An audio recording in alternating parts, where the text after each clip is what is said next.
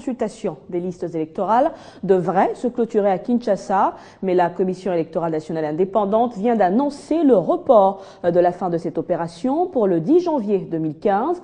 Dans un communiqué, la CENI rappelle que les listes provisoires des électeurs sont affichées au site des votes installés dans les écoles, centres de santé ou tout autre lieu désigné par la centrale électorale. Et je vous propose de suivre le rapporteur adjoint de la CENI, Onésime Koukatoula, qui s'était exprimé à ce sujet. Il était l'invité de Fabien Lumbala dans le Grand Journal d'hier.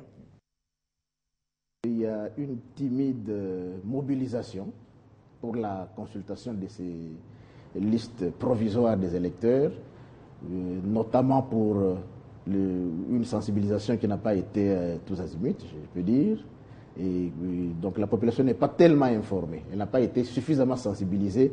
Voilà pourquoi nous sommes en train d'intensifier la sensibilisation pour que tous les électeurs soient au courant et qu'ils aillent consulter les listes. Cette activité, cette opération d'affichage des listes provisoires, c'est la phase critique de deux grandes opérations que nous avons démarrées depuis plus d'une année.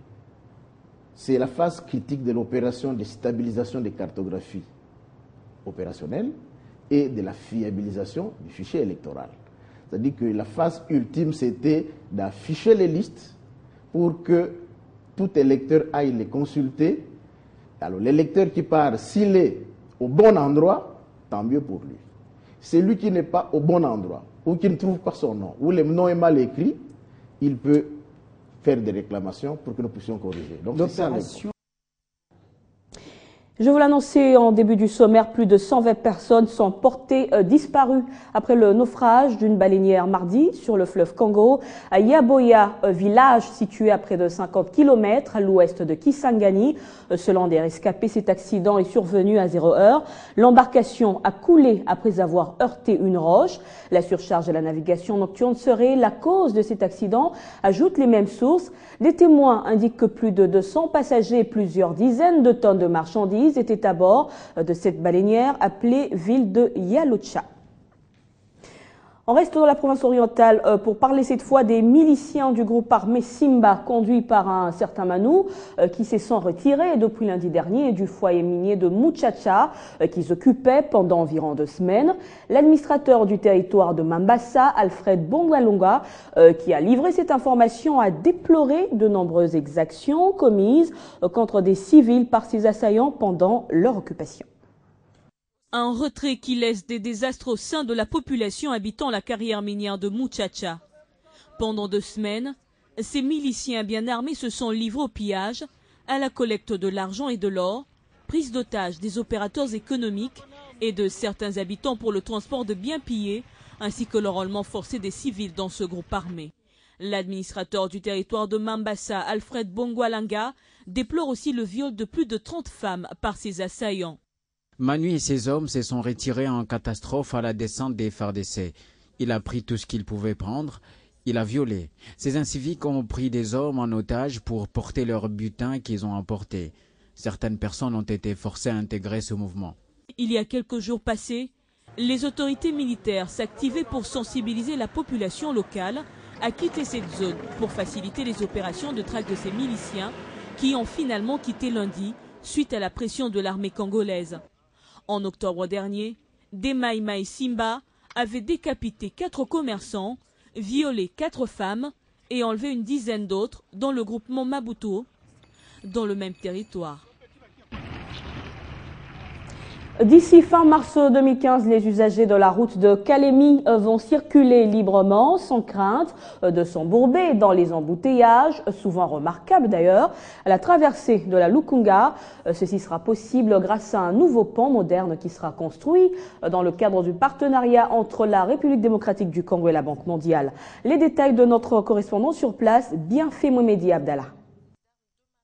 126 mètres de long, 9 mètres de large, ainsi mesure ce pont urbain, le 12e sur la rivière Lukuga, en construction pour répondre aux besoins actuels des usagers. La première pierre a été posée par le gouverneur de province Moïse Katumbi Chapoué. Les travaux proprement dits de ce pont en béton avec une structure métallique considérable ont débuté le 23 avril 2014 sur une bonne admiration des habitants du milieu grâce aux efforts du gouvernement traduisant la vision du chef de l'État, Joseph Kabila Kabange. Ce pont est une fierté pour la population de Kalemi, comme le confirme l'ingénieur Nkaka, fonctionnaire dirigeant assistant au pont Lukuga. Ce pont, je dirais que c'est un bijou, comme vous le voyez déjà.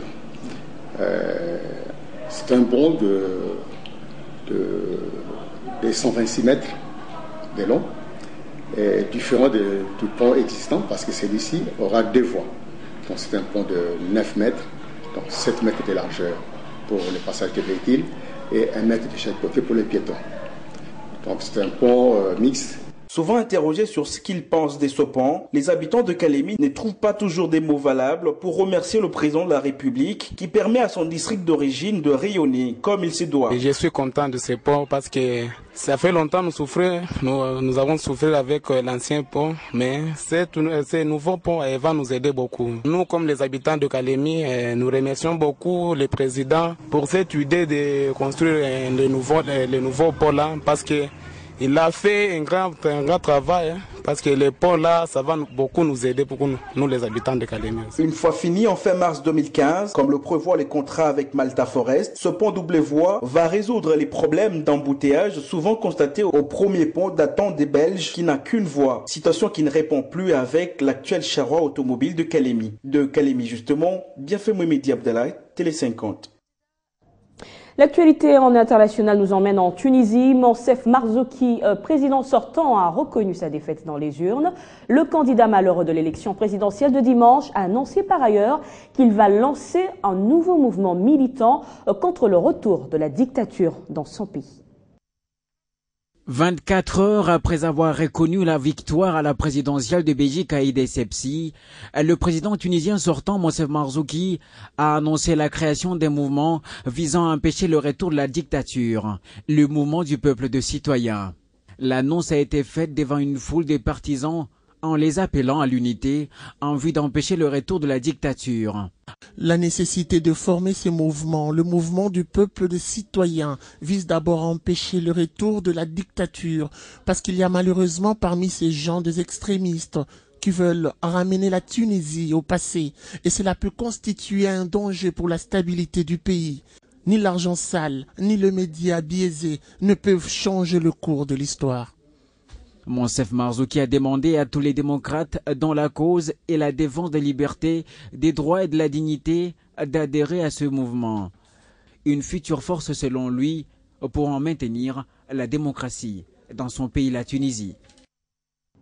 Autre titre en bref, le Premier ministre japonais Shinzo Abe a été reconduit ce mercredi à la tête du gouvernement par le Parlement. 10 jours après la victoire sans appel de son parti libéral-démocrate à un scrutin législatif anticipé, il a réussi à rassembler 328 voix sur les 470 exprimées à la Chambre basse et 135 votes sur 240 à la Chambre haute. Il faisait face à 4 autres candidats qui n'avaient aucune chance. Le Premier ministre reconduit souhaite faire avancer son ambition de réformer la Constitution et inscrire dans la loi des textes notamment sur la sécurité nationale et la défense. On passe au sport. Division 1, l'AS Nika de Kisangani a été battu 2-1 par le Daring Club Motema Pembe en match comptant pour la 9e et dernière journée du groupe B de la phase aller jouée mardi au stade de Lumumba. Le DSMP reprend ainsi la première place avec 22 points pour 9 matchs joués. Le Daring Club Motema Pembe reprend la tête du classement provisoire dans le groupe B après sa victoire 2-1 en déplacement face à l'AS Nika de Kisangani en match de la 9e journée du championnat de la Ligue nationale de football. Les buts ont été inscrits à la 55e et 80e minute par Ngouloubi et Edingoy, alors que les Boyomé avaient réduit la marque par l'entremise de Blaise Bolimo à la 83e minute. Dans le même groupe, en match remis de la 2e journée, l'SV Club de Kinshasa avait battu le groupe Bazano à Lubumbashi par 1-0 le dimanche dernier, ce qui avait permis au club quinois de prendre provisoirement pendant 2 jours la tête du groupe B avec 21 points. Pour sa part, Shark 11 avait enregistré sa 3e victoire en battant largement le Matadien de Tout Capable Lima par 4-0 en match en retard de la première journée.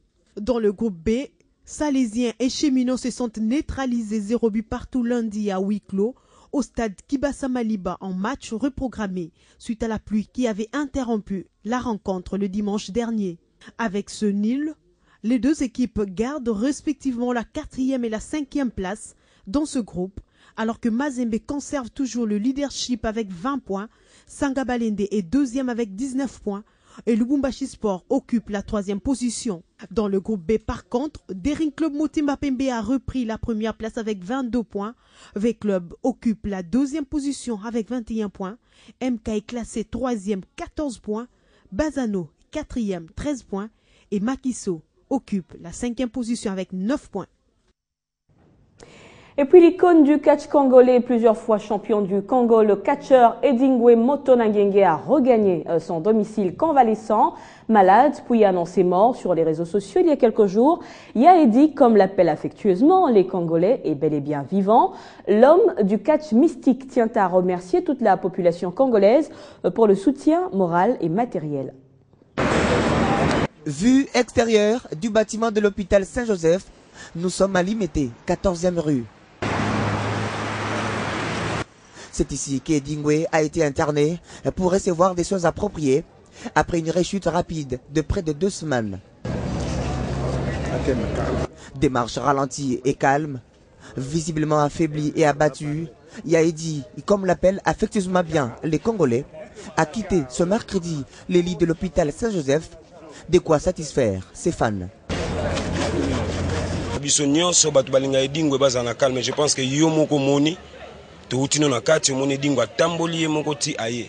Ba spéculation nyo selekaki eza lokuta. Edingwe est toujours en vie. Yaedi se porte de mieux en mieux. Il était venu à l'été. Il est sorti en marchant, vous avez vu les images. Nous ne pouvons que dire merci à Dieu et merci à tous ceux qui ont concouru de loin ou de près pour le soutenir.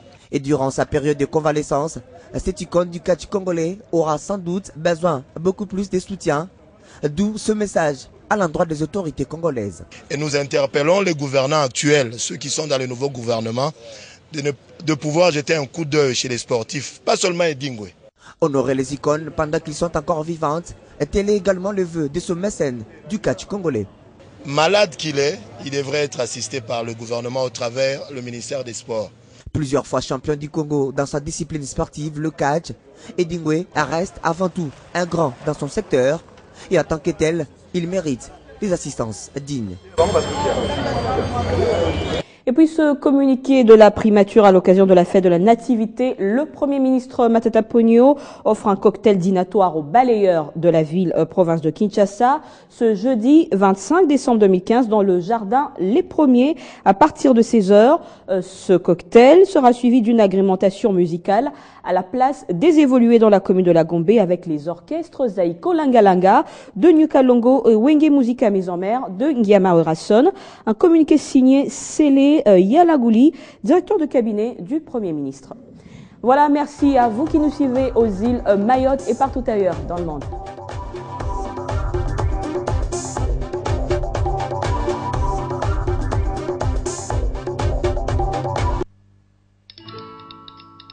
Dans la vie, nous avons tous des rêves,